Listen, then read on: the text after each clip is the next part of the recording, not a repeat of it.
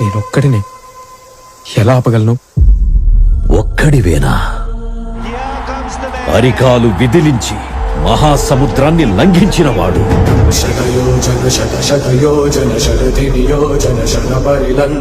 రాక్షస సైన్యాన్ని మట్టుబెట్టి రావణుడి సింహాసనాన్ని కంపించినవాడు.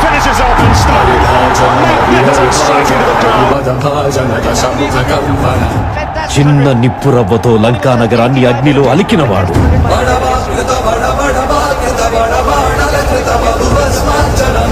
త్రేతాయుగంలో రాముడి నీడయ్యాడు.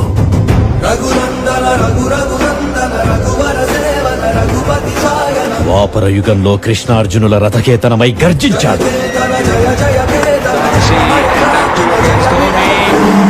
కలియుగంలో ధర్మం కోసం పోరాడే ప్రతి ఒక్కరి వెంట ఉన్నాడు. నీ వెంట ఉన్నాడు.